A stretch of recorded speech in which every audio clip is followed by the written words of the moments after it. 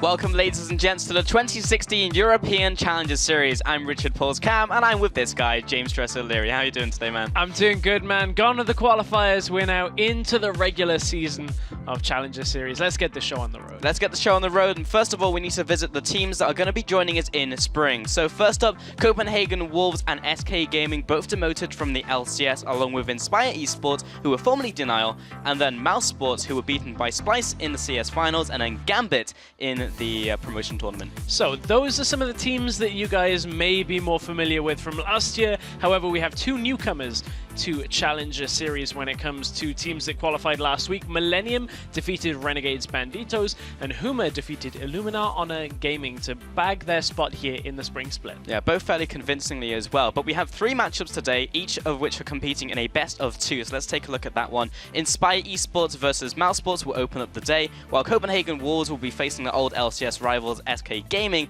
and then the final match of the day will be Millennium versus Huma. And all of these games are going to be best of two. So what that means is if you go 2-0, you get 3 points. 1-1 result is a 1 point result out of that, and 0 if you go 0-2. So it's fairly simple. Points mean prizes, or points mean playoffs, I guess, at the end of this split. It's fairly simple, but if you do need a reminder on the format changes for the European Challenger Series, then check out the 2016 EU CS Challenger article over on LoL Esports for all of the information. But without further ado, let's get to our first matchup of the day. And it is Inspire versus Mousesorts. Let's take a look at the first roster, which is from Inspire. On the blue team, Sartorius in the top lane, Maxlaw in the jungle, Cosq in the mid lane, with Woolite and Wendelbo in AD carry and support. This is now a Denial without Wicked. He's moved to Copenhagen Wolves, and this is also the team that finished fourth in Summoner. Fourth in summer, where they lost to Splice in the finals. Yeah, a couple of little changes here. I say little. Sartorius coming in as a top lane and now replacing Wicked. So it's kind of the framework of Denial, but Sartorius as a player is a name that's one of those players in Challenger that just, the name keeps coming up. In solo queue and, you know, a lot of the external tournaments. Sartorius, he's one to watch. He's good, but we've never really seen him make a massive impact. So now I'm interested to see how he can do replacing somebody like Wicked on this lineup. This is also a team where you have lots of players who didn't really stay in one place for very long. Maxlaw is another good example of that in the jungle. UK player, extremely talented, but really hasn't stayed on the team for all that long. He's just kind of moved from place to place. Yeah, he was on Gamers 2, some of you will remember from last year, but then got replaced by Kikis after Kikis left the LCS. So it's one of these really weird situations where Kikis comes in and goes, no, I'm jungler now. Maxlaw has to try and find somewhere else. So, but you kind of alluded to it. The problem with this lineup, as I see it, is they're all players that have moved around so much. Even Wendelbo, the support, he got subbed out of Denial earlier in the split. So now will we see a coherent team that is, you know, a solid unit that has practiced and will be at a high level? I hope so, and I think we will see something along those lines. That's the question for this team. But their opposition for week one, it is Mousesorts. Take a look at their lineup. In the top lane, Beansu with the jungler Dan. Mid lane will be Sebex with AD carry Tarek and Rux. Tarek renamed from Cedrian, so if you've been in the Challenger scene for long enough, you will have known Cedrian. Used to play a bunch, but this finished in third place in CS, this team, and they lost to Gambit in the promotion tournament, as we mentioned earlier. Yeah, that was MOU as the organization. They held on to a couple of players there. So they've still got Beansu, they've still got Dan. And those two really became synonymous with what MOU wanted to do in the summer split. They were picking the Sejuani. Beansu even went from playing like his Aurelia into playing Gallios, playing this massive teamfight wombo combo setup that MOU were playing. And if you remember that we just had that MOU Team Dignitas game that went like 5 games, only team fights and dragons, and that was it for the Challenger final. So hopefully MOU have a little bit of something different other than just team fighting for us. Well, it's a different team, so I have hope there. Also in the mid lane, Sebex, we haven't really seen anything from him since 2013, and that was on Pulse eSports and Refuse, and then he just disappeared for like 2 years and then came back, and now he's here in 2016. So. Yeah, I was reading down the list, I'm like, Sebex.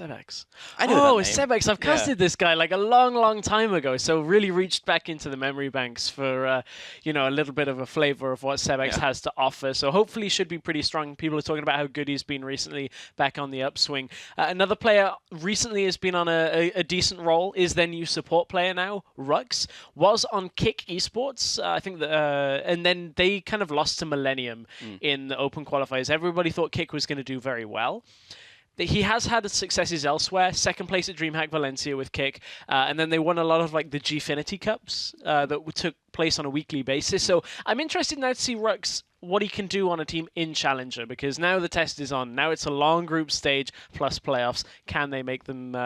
Can they make themselves, well known? I said Millennium, I meant Mouse. Yes, very true. But yeah, I mean, Rux could be a bastion of hope for this team, and we'll see how they mesh as the season goes on. But as a reminder, before we go into Champion Select, we are on 6-1 now. If you watched the qualifiers last week, that was on 5-2-4 because the teams played that on the semi-finals, so it makes sense to have the same patch to go into the finals. So we are now on 6-1. That does mean, however, that because of the Kindred bug, Kindred is also disabled as we head into Champion Select. So just something to keep in mind, since she was highly contested before she was disabled. So back now that we're on 6.1, I'm looking at a couple of big picks. The GP going to be banned away.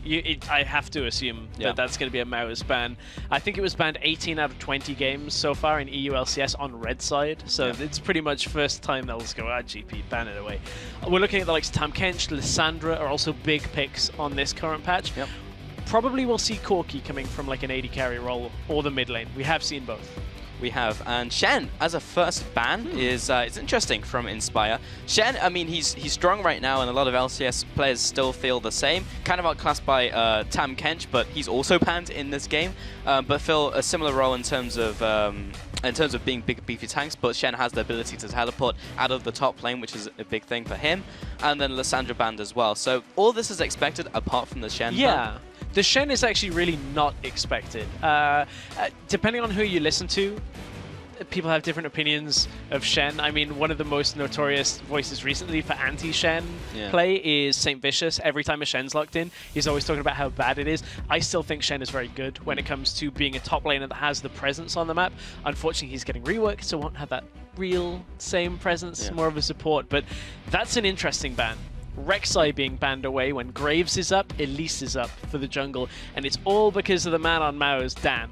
Dan would like go Rek'Sai, go Warrior, Black Cleaver, and split push in a side lane.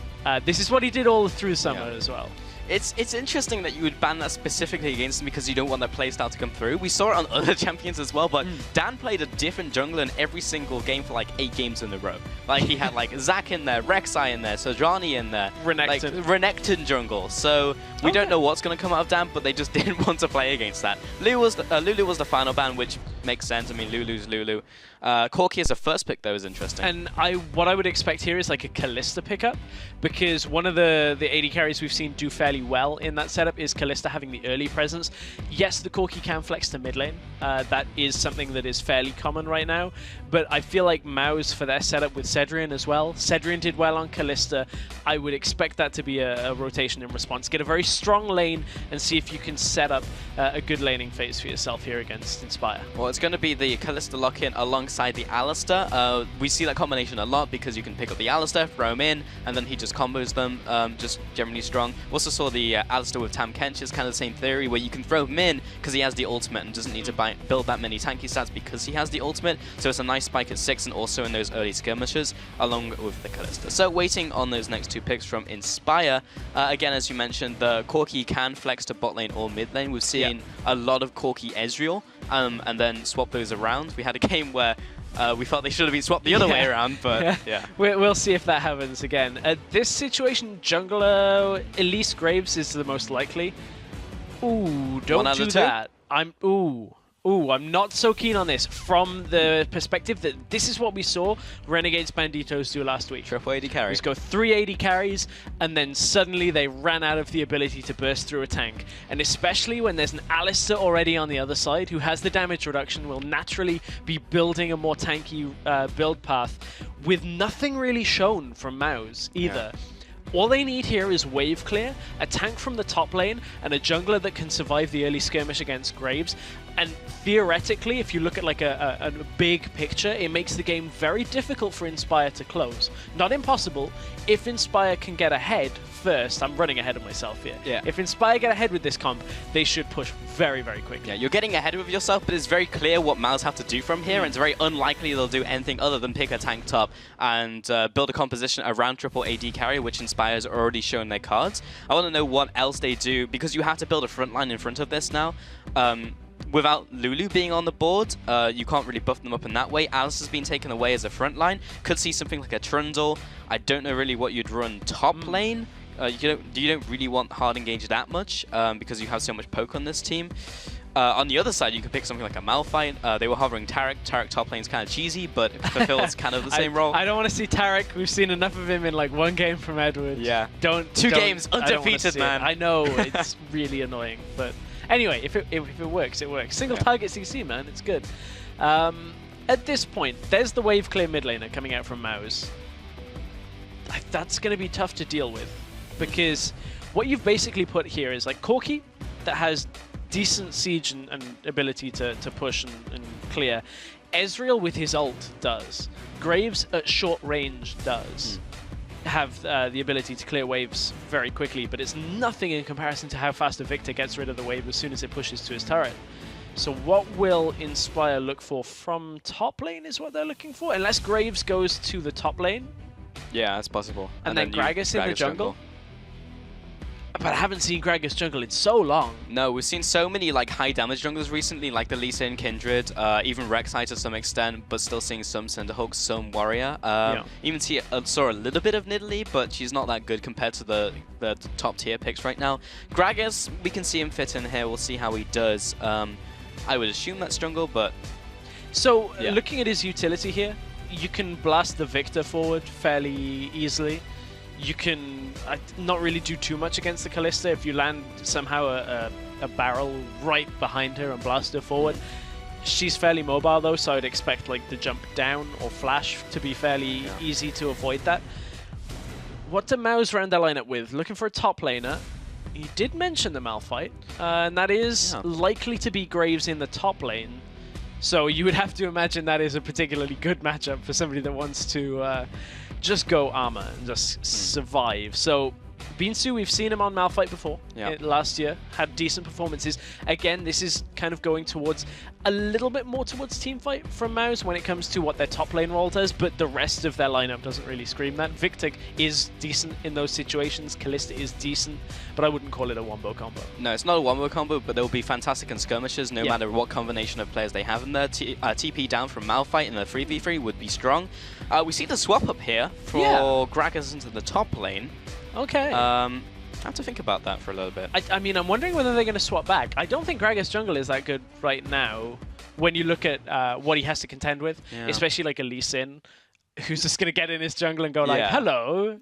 And you're dead. So we are just ticking down the last seconds on my screen, and it has been locked in. Okay. And completely, the swap has gone through. So that is Gragas in the top lane, which this is a long time since I've seen Gragas top. Because he was top lane before, if you remember, just around the time when Maokai was starting to come in, people were playing Gragas as well, top. So, long time. But that's a source of AP. That's a source of magic damage. It is. Sure. It depends on how he builds as well. Whether he'll go tank, he'll build like a Sunfire if he needs a wave clear, or he'll go like tanky AP with Rod of Ages. Like, there's so many question marks around this pick. Yeah, I don't even know what you would start. Either you could go Corrupting Potion or like Doran's Ring, or would you just go like Doran's Shield to sustain out the lane? Like, you're up against a Malphite, so realistically it's just a farming lane anyway. Realistically, the laning phase is fine. So I'm intrigued to see where this Gragas actually has the impact of being Gragas, if that makes sense. I would assume it's the ability to step up to turrets and say, I'm going to barrel you backwards. Just going to barrel you backwards. Well, if you like the Gragas, make sure to use those hashtags IEWin or hashtag MOUWin if you think this just solid composition is going to pull through for Mousesorts. We're only a couple seconds away from getting into this game. And it will be the first one of the spring split in EU Challenger into these best of twos. Excited to see what these two teams have to offer in this one, especially with the Gragas top. Just want to see how this does. He started with Doran's Ring. Okay. I'm really intrigued. Like, this is actually really cool to see something that is different. Because there was some focus on top lane. Gangplank was banned, Lissandra was banned, Tahm Kench was banned, Shen was banned, Lulu was banned. So that is a lot, but IE have been spotted by Dan. Dan should be fine here. They actually can't really catch up. Pillar at a corner may have been able to do it, but Wendelbo didn't look too confident to throw that out. He's just going to distract the rest of IE as Mouse go into the topside jungle as well. So a Vision control on top side for both teams. Will we end up seeing a swap, though, is my question. It's a possibility, but the teams have a little while until they need to lock that in. One of the big things out of Champion Select, because we didn't speak about it, was also the Graves going into jungle now up against Lee Sin. He can't just dominate that matchup like a Kindred or something squishy in the jungle, like a Nidalee. Lee Sin finds it very easy to get outside of the blast radius of Q, which makes him just destroy other junglers. So Mouse have spotted Dan actually on that ward very, very closely. Just clipped the vision. Top lane is where IE are sending their duo lane as well. They want to dodge this Kalista-Alistar matchup. At this point, Woolite and Wendelboe not super confident in taking that setup when it comes to actually having to deal with a Kalista in lane. You know, Trundle doesn't offer a massive amount in that setup, not until post 6, when you can deal with a little bit of what Alistar is bringing to the table when it comes to at least some of the damage that you'll take away from him and a little bit of the armor and magic resist. But obviously, it's all on that damage reduction post 6 for Alistar, which does not get affected by it. You cannot steal that from Alistar. That's mine and I'm keeping it. Yeah. So that kind of situation, the laning phase, Inspire are just trying to neutralize for now. Interesting thing about when IE were just taking that camp there, it was just something very small, but Maxlaw did not kite the camp, so he actually took a bit of damage from that one. I think he ended up smiting it, so he got a lot of his health back, but I feel like it's slightly inefficient when you have Graves who can almost infinitely kite a camp. Yes, if you have Gragas at the same time hitting it, then it makes it a little harder, because then the camp will hit him instead, but either way, I felt like it could have been juggled a little more optimally. Yeah, I think so as well. It's one of those champions like Elise that you can pretty much clear without taking much damage at all. I want to take a moment here to look at mid lane. We just saw Rux, you can see him on the minimap, is moving into the lane. Ganking Corki mid, post level 2, very difficult, because Valkyrie exists and Flash exists. So not going to get a kill on CosQ. If he can manage to burn the Flash, that is going to be a good thing. You can interrupt Valkyrie as well with the Alistar with a nicely timed pulverize. So that's what he was looking for, but it is a tough ask. However, it does buy Sebex a little bit of a CS advantage up in that middle lane. Another important interaction with Alistar when he's ganking lanes with dashes, there seems to be a new interaction where if you start a dash and then Alistar goes in with headbutt, then he will just arrive at the location where they were. Yeah, and that's actually something that Mithy I saw talking about on Twitter yesterday, I think it was, with Crepper. They were talking through Alistar headbutt pulverize animations, and they were like, well, it's a new mechanic, it's really annoying. Yes. It means confirm. I miss more combos. So if you dash in the middle of the combo, sometimes it actually just doesn't go through. So the likelihood is we'll see more missed combos just from that being the case. It's specifically when you start the dash animation as Alistar starts headbutting, and then he just arrives and it's just like, well, okay. So CosQ could do that to him in this game, something to look out for. So can Maxwell and Sartorius. Mid lane, Sebex, kind of just going even right now. Sebex, again, player we haven't really seen since 2013 up against CosQ, who we've seen pretty much in every single split since Challenger existed.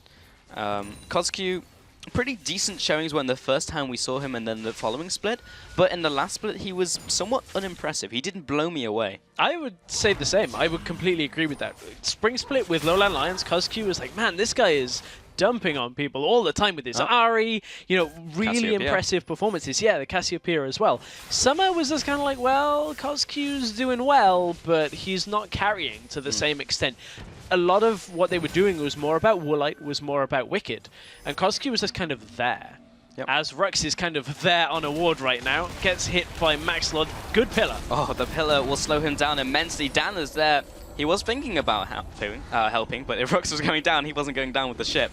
And Dan backs away back into the top lane. Taric there, just pushing up this wave. Also, renamed to Taric, it is Cedrian. Yes. He also hovered Taric. That was the interesting thing. Rux, at this point, I want to kind of look at that interaction there with the pillar going down. Very, very calm, very collected for Rux, especially for a player that has never really played at this stage before. Not to flash, not to burn anything. Faced with two people, pillar right in the middle, knows he has enough time to just path around it, put out a heal, and walk away. So not phased in his first game here for Mouse.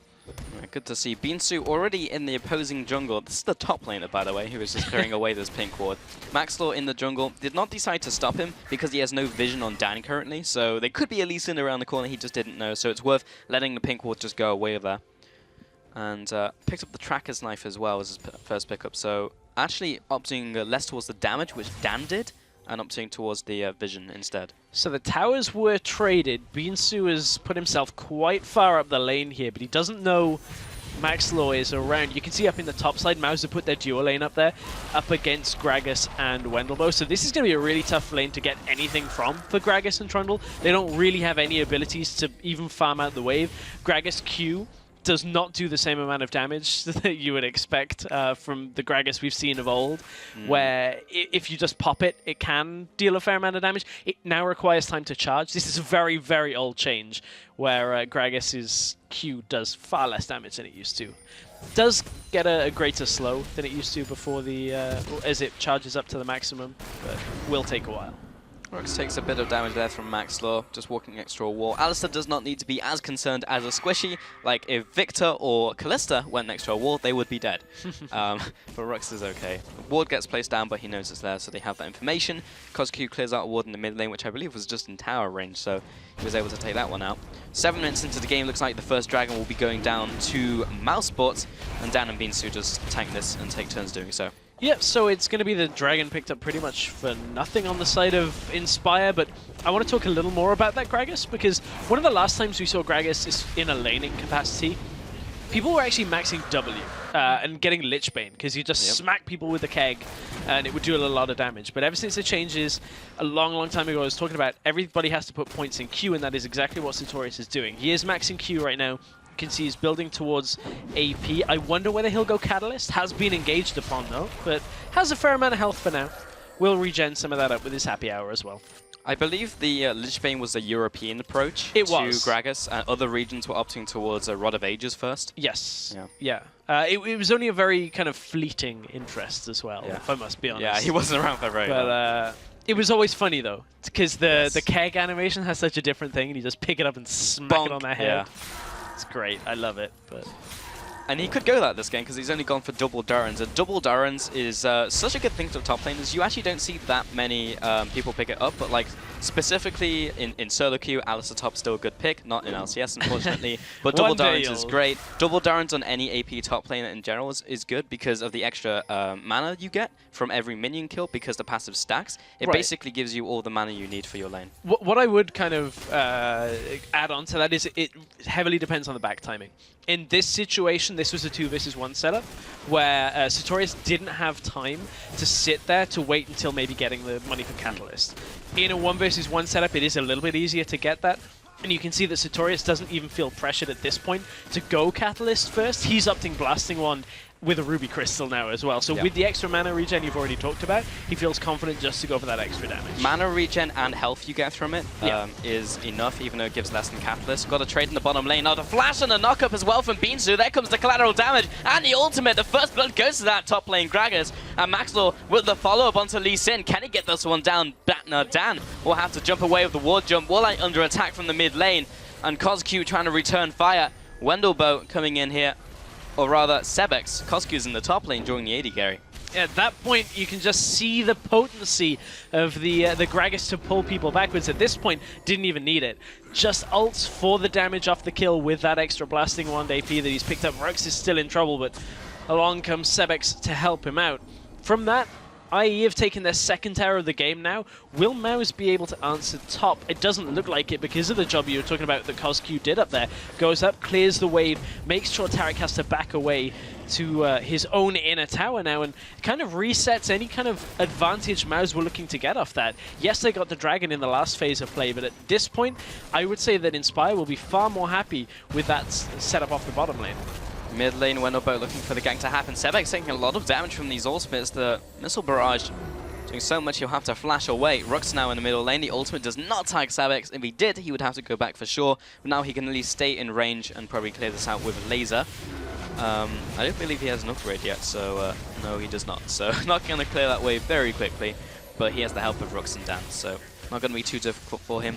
Does mean that Inspire also have the tempo in this game from that last player, taking away the blue, putting down aggressive wards, means they can start pressuring lanes like the mid lane, because they have the vision towards the bot side. Binsu has his teleport if they want the engage, but this could be quite difficult for Mouse as they are continuing to take poke. Collateral damage also used for poke. In comes Dan from the side though. Can he get onto Koskyu? He's looking for Wendelbow, looking for the knockback as well. I don't think he used the ultimate. He did, but no one got knocked back. Maxlaw has to die instantly. Binsu comes in from the bottom lane though with the teleport, the knockback onto Rux, picks up a second kill, this one for Koskyu. And 1 kill apiece, 1 kill into the jungler, but IE are still looking for this push into the middle lane. And this is the fundamental problem here with Sebex rushing for that Frost Queen's claim, is that without that extra explosion on the laser, very difficult to clear the waves. I mean, had he only put like 1,000 gold into that, he would have been able to clear the waves, but it is still Death Ray 4 levels, but the basic ability, no augment on that.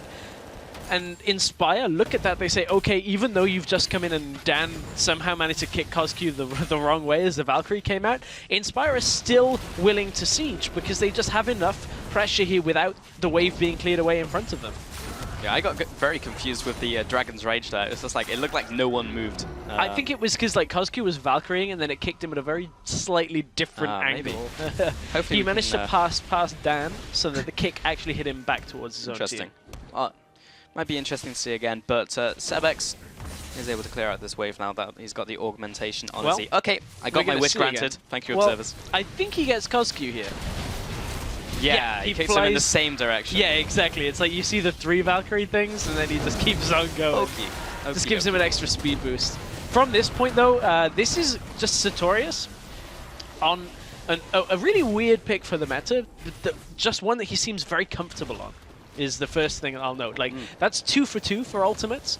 Gragas ult is like one of the most notoriously missed ultimates in the game, alongside Varus ult. Yeah. Just because it's so easy to miss. It's so pinpoint precision. But now is the key thing. Sebex has picked up that first augment. Now his laser will clear the waves out. I would have liked to have seen it earlier, just because that mid-outer turret, if it remains for like 20-25 minutes, it makes it so difficult for these Corki Ezreal compositions to actually do anything, because you're forced into a situation where you have to try and force a fight, and that's not what they want to do. And we saw that in the Millennium series as well, where mid lane just didn't die because Pretty was just like, I'm just going to sit here as Orianna or Anivia and stop you from pushing. So Victor can do the same thing, but because he didn't pick up that augment, is going to be slower to the punch. Rux able to take away this bottom river ward, and with Dragon live, maybe Maz can pick up the second one as well, deny it from Inspire. In terms of the better team fight here, Malphite has his ultimate. In fact, everyone's got their ultimates apart from Warlight. Maybe Maxwell is about to be called out here. Rux trying to get in range with the Pulverize, but a great Valkyrie from Koskyu, a good quick draw from Maxwell, gets them both away from the potential engage. Big ult used from Taric though at this point, and man, Mouse is starting to look like they're floundering for options here. They are looking for engages, but they actually just have this wave clear composition which doesn't need to engage all that much, but they are behind. Also, with this Malphite from the top side, it's pretty much the only thing he can do now. The only thing he can really do is set up reliable engages, and even then, if Inspire still have their flashes available, it is a fairly predictable ult to get. It is, but Binsu also has his ultimate. Corki! Yeah, so a little too close for comfort, but still, Inspire managed to take away their prize. Now the bot lane push comes out, and Mouse go for the mid lane.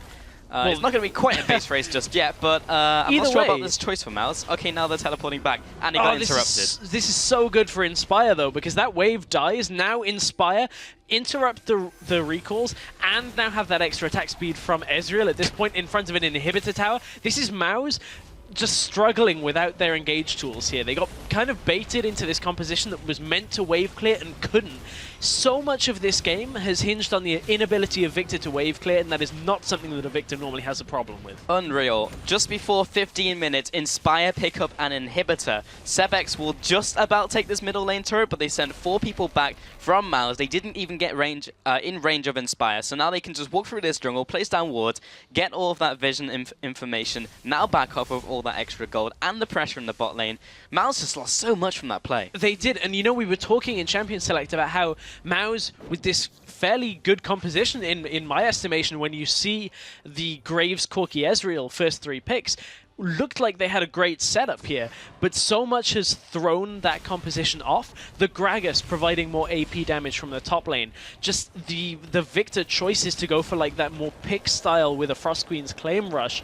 And the way MOUs have been playing this game is really awkward with what exactly they were looking to do. Tarek never really established enough of a lane advantage. Yes, he's up in CS, but that's never transitioned further in order for MOUs to stay in this. And it just means that who are they looking for now to do things in this game? Sebex still is on wave clear duty, but hasn't done the best job of it so far in this game. Tarek now, does he have the damage to chunk through people? He's only got a Blade of the Ruined King right now. We're going to have to see if there is a big fight. The main concerns we both had for Inspire as their composition was triple AD carry. We've seen it fail before because you have to make the right decisions at the right time to push your advantage if you get it in the early game. And Inspire have really done that. They really know how to open up the game. Dan doesn't even land the the Sonic Wave for the resonating strike, so he won't be able to get in range to steal away the Herald. Now the Herald goes into Kozuki for the extra damage and the extra poke. That transitions onto his ultimate as well, so his poke is going to hurt even more, and Tarek does not want to be there particularly. No. He's like, okay, I can hop around a little bit, but I'm just going to have to back away at this point.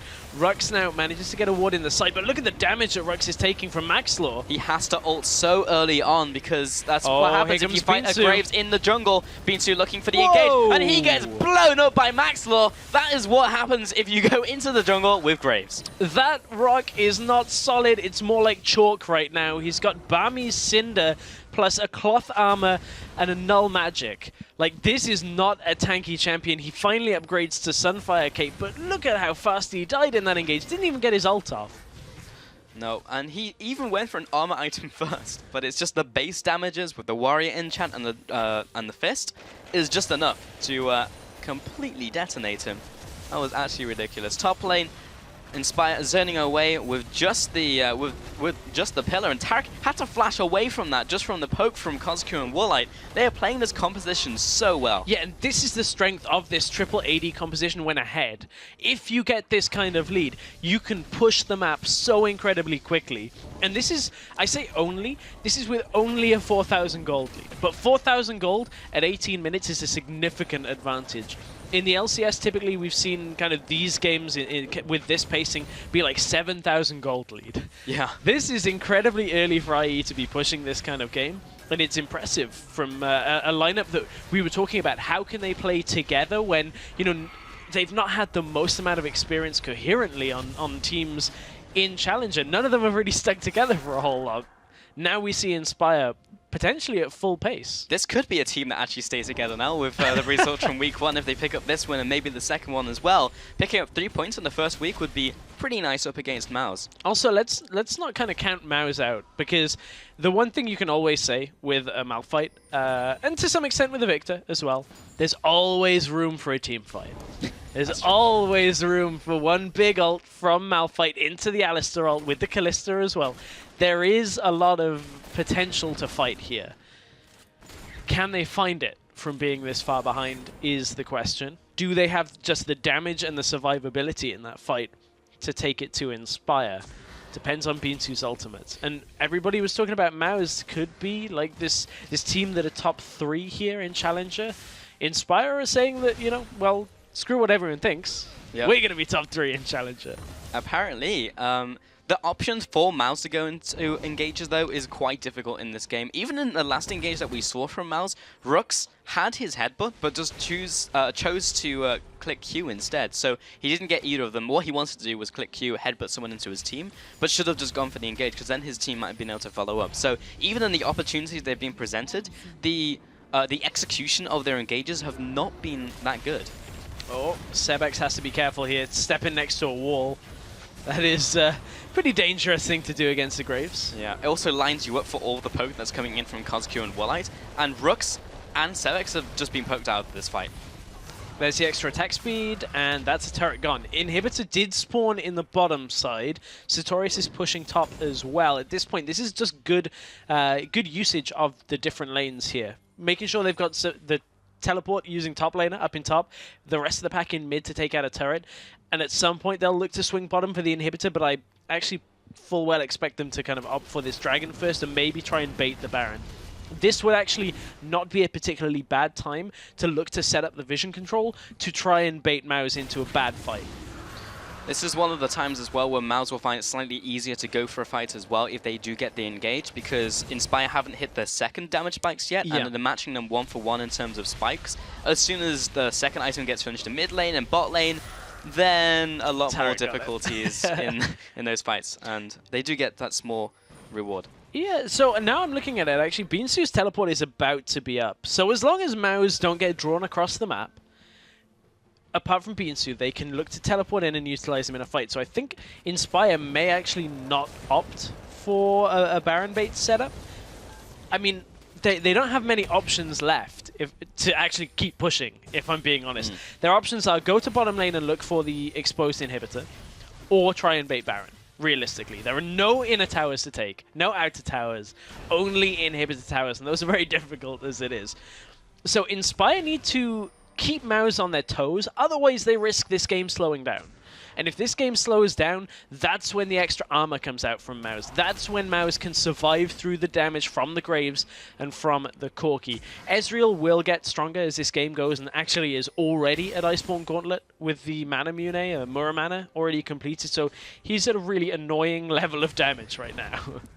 The question is for Inspire, can they take Mouse in a 5-on-5, just a straight up 5-on-5? If they can, they win the game. If not, they're basically still a poke team trying to contest an objective where you do not want to be the first ones there. You want to poke some out of the area. Otherwise, Mouse hard engage on you like this, but Woolite already jumps away with the Arcane Shift, and Rux is there with a second knockup. This is a 5 versus 3 so far for Mouse. They're looking for their first victim. It's gonna be Maxlaw, and Coscube does get out alive, and now he pokes from the outside. The frost bomb doesn't land. Santrin looking for the engage. Beansu getting locked down. He gets taken out by Cosq, and Wendelbo finding the follow-up, jumps over the wall, trying to find that pillar, slows down Taric with the chomp. Sartorius is there as well, but Taric takes down 1 kill onto the support. A 3-for-2 advantage over to Inspire. Mouse threw a whole lot at that fight, going in with Beansu onto Maxlaw and Wendelbo, and I think it's actually just going to result in Inspire being able to push a little bit further in. They have run out of minions for now, but Inspire turn themselves around. Sebek should be able to clear this if he just has that laser, but he did use it. Now Taric is back. So in that fight, so much was thrown onto Maxlaw that it allowed Inspire to kind of turn around and say, okay, well, you got our damage threat from the jungle, but we've still got Cosq, we've still got Woolite, and it bought enough time for Sartorius to come from the bottom side of the map using his teleport as well. So this is the beginning of the fight. Watch for the teleport. It actually comes fairly late from Sartorius, if I'm not mistaken. Maxlaw managed to get himself away, then Rux follows up on him as well. And look at how much is being used on jungle and support here. Teleport only just started, and in comes the AP from the side. And this is where it gets tricky for Mouse. Cosq could have maybe got a little bit more out of this fight if they'd have picked the right targets to go for once this fight turns around this corner. Taric splits off, Sebek splits off, and Wendelbo can't really lock down Taric here. So they could have maybe got one more, but I think Cosq may have been out of rockets, actually, looking at it. Yeah. He used a lot of rockets. Yeah, I was like trying to count them subtly. I'm like, okay, I think that's like 8. So the respawn on the rocket hasn't gone through yet. I'm like, okay, I'll let you off on that one. Yeah, still picked up 2 kills, 6 and 3. So IE still significantly ahead in this game. Baron is still alive though, so there is something for Mouse to try and contest. Being the aggressors for Mouse is so difficult unless they get the instant engage, because as IE kites back, they have the poke. If you chase through a jungle, there's going to be a wall there, which Maxwell's going to punish you for, or Sartorius just knocks you into his team with the ultimate. You can see, though, the top lane Sartorius, we were wondering what was he going to go for? What build? Where was he going? What was he going to max? So he's gone Q-max into E-max, so is opting pretty much for the mobility and the wave clear coming out, and the massive damage in teamfights, of course, that comes from a Q if you manage to get it off. Plus the Rod of Ages. Abyssal Scepter now building tanky, so he's going for that kind of hybrid damage tank role, not hybrid damage, let me clarify that. The AP tank setup here, where he's playing kind of that mix of both roles here. So Sartorius is going to be fairly difficult to kill just from his severe I'm going to give up. He's going to be hard to kill. He's going to be hard to kill. There we go, got it. So is Maxlaw in the jungle though, because you saw all that focus, so I'm going to hold that for a second, as Dan has been almost caught out. But Taric is there to be jumped to with Safeguard. but the engage from Binsu might be good here, looking for the ultimate land on He got 3 three. people. Sebux with the ultimate as well. Maxlaw looking to burst down the back line, but Wenelbo's on the retreat, so is Warline. He gets knocked back into the team. 2 fast kills onto the 2 carries onto IE, and Mouse may be able to get something from this. They are fairly chunked. I'm not sure if they could Baron. With the Kalista, maybe they can turn for it. I think they're a little worried, though, just from Maxlaw's damage alone, if they step into the Baron pit between Maxlaw and Sartorius. I think they'd probably just prefer to try and push down a turret, but even then, the wave clear is strong enough from Gragas to be able to deal with this. Mouse get a great engage from Binsu coming in from the side. I'm more surprised that Inspire didn't communicate just to split up. Very rarely do you see an Ezreal and a Corki get hit by an unstoppable force. Yeah. Ezreal is like so difficult to hit that on normally. I wonder whether he used Arcane Shift earlier. Oh. So he was caught in the animation. Okay, he was caught in the animation of True Shot. Cosq couldn't get himself out of there either. Yeah. So the escape tools were up. Just fortunate timing in that kind of setup from Binsu. That's painful. It's just like, I'm going to kill someone with this True Shot. I'm dead. Malphite. Okay. And that was annoying in terms of their mindset as well, because it was just like, oh, should I split up or should I run further to my base? And then some of them were like, I'll run further to my base. Some were like, I'll go left, and they all just grouped on one position. They all go left. and all got hit by Malphite. Oh dear. Probably not the best tactics to be like, move as a unit. Yeah, but after that, Mouse didn't actually get that much. They just got those 2 kills, and because you still had wave clear from IE, they couldn't go for a tower siege, they couldn't go for Baron because Maxwell was still up and would probably kill them all, so they just had to go back and just be happy with those 2 kills. Keep in mind though, as we see Dan get caught. Sartorius with a flash E blows up Taric, and Sebux may be under the same fate as Cosq comes in. Ultimate comes out for the slowdown, but the pillar keeps him in place. Sartorius finds his double. Rux now being chunked out with his ultimate. He should go down, but they're just waiting for that ultimate to come off. Dan was trying to protect him. Cosq into the base. The auto takes him out. Rux with a knock up the headbutt into the tower. Cosq, manages to get away with the Valkyrie. The double kill comes out. Binsu finally takes him down, and Sartorius is here to try and get the cleanup. Lands the Q, lands the auto, lands the Q from Warline, and that's another kill. The ace, the 5 for 1. And Inspire looking for their first win in this best of 2. Right, as I was about to say, Inspire haven't even got an objective in the last 10 minutes of the game. Suddenly they get a team fight. Well, Nexus is not too bad. Yeah, I was going to say, suddenly they get a team fight, 2 inhibitors, and it looks like they're going to be able to end the game fairly soon off this, because Inspire, it's likely just going to be a recall and end off this. 8,000 gold is their current lead.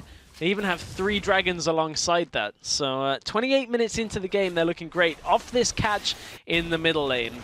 And this is Dan was out of position here, forced to flash away, means that the rest of Mouse are falling back, because it looked like Dan was trying to make a play. Looked like Dan was looking for a flash kick or something, so the rest of the team were just hanging around waiting.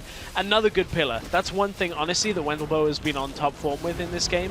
The pillars locking people down, and from there, this fight is just a matter of Inspire being ahead. Cosq gets himself into the fight, makes sure he flashes forward, then ends up in a bit of trouble because of it. Does, however, dodge the unstoppable force. I guess if there's one thing I wanted to avoid a Malphite with, I would like get a little helicopter and try and like fly away from it. That's true. Rock can only go so far. But yeah, so far, Cosq... That was like almost ominously prophetic. Like, a rock can only go so far. Oh, I'm 14 and this is deep. This sounds like a Tumblr post. A rock can only go so far. Malphite things. Okay. Right. Well, but, for now, it seems like he's going towards a 0-1 start in Challenger Series, so we'll see if he can sort that out for himself. Dan, can he get the steal off? It's all on you, Dan. Oh, the Q's timing out. Ooh, he jumps in. Oh! Ooh, I thought they were going to let it time out, but now the fight continues. I wouldn't really call it a fight stress. Yeah. More like a lot of Mal's players dying very quickly. By the time I got to continues, like, Taric was already dead. I'm like, okay. He's already dead. And now the fight has ended at this point. This has been a great game from Inspire, though, when you look at it. Like, I'm actually really impressed by their decision-making to go, okay, well, they're Mouser mid lane. We're just going to take bot and then win the game off it, basically. I'm also impressed by the individual players. Cosq has shown up. In fact, everyone's shown up. And because of that, they'll be taking this first win in this best of 2. The Nexus goes down. First win over to Inspire. Solid win. Really solid win when you look at it. Like, they take bot in here, but 15 minutes just because Mouse are out of position, nobody to defend. So much of that really comes from just a couple of phases of play. The inability for Mouse to hold mid lane drew them into then kind of fighting and throwing a lot at Inspire, and Inspire go, okay, well, we'll just take your bot tower at the same time you're trying to push mid, but we've got 380 carries. So we kill that tower super quick, give the attack speed stim. Oh, you're still pushing mid lane? We'll clear you out, stop your recalls, and take your inhibitor. Yeah, and all of the momentum came off of that as well. I mean, even in a normal situation where you don't have 380 carries to kill a tower, that's still not a good trade. Taking mid-outer for an inner turret. But yeah, then the inhibitor goes down, then the pressure just kind of cascaded out of control. We had all of the other players. Yes, they slowed down a little as they didn't have anything else to take, and Baron was up, and it's difficult to pressure as a poke team. But eventually they just kind of won out because Mouse had to fight them at some point, and then eventually they just got picked. Top lane though, Sartorius did extremely well with a pick we haven't really seen before in this current meta. Gragas top, went with kind of a tanky AP build and just did really well. Even in the early game with his ultimates, two kills. I was a little bit skeptical on Me too. it. When we saw it locked, I was like, how's it going to do? I know it's been done before, but I'm trying to figure out where it plays. That damage, man. Pretty strong. I was not expecting quite that much. I was like, okay, we'll have some damage. No, like half health people off like QE. We actually one-shot Tarek at the end there as well, and still had a combo to go. Anyway, we need to take a quick break while the team's set up for game 2. So stick around. We'll be back in 3.5.